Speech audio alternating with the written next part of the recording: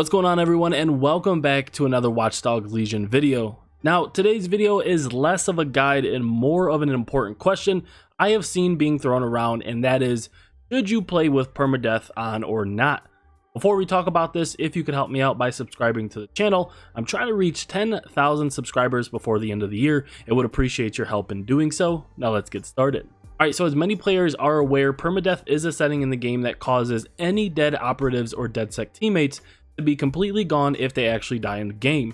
Without this option selected, if your operative dies, you switch to another and have to wait for that one that died to revive, which I believe takes roughly an hour or so.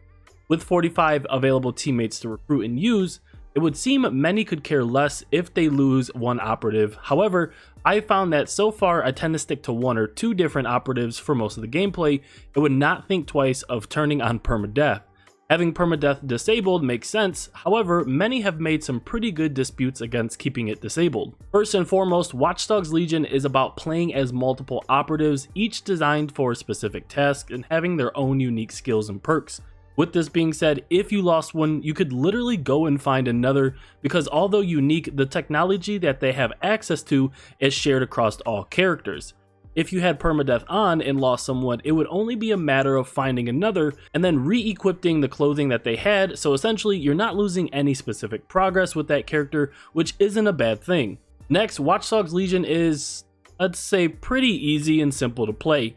It's not very complicated unless you put it on the hardest difficulty. Most of the missions you can literally brute force your way through, guns blazing, unless you have to use your spider bot. The point is that the game is so easy, why not have permadeath on? To make it a little more risky, you can no longer be carefree because your operative you're playing as could potentially be removed. Adding risk to the game keeps it easy, but also adds some risk, which again would have to be considered while playing. With this being said, if you did lose an operative, you have the rest of London to recruit someone else. Now, another thing that has been thrown into the discussion is that some players do have a random trait where they will randomly die. So let's say you try to find somebody that has specific skills and they have the skill set that you're looking for, and then they have this specific trait or perk where they just, may randomly die, and then you lose all of that progress or all of that time that you spent looking for that specific person.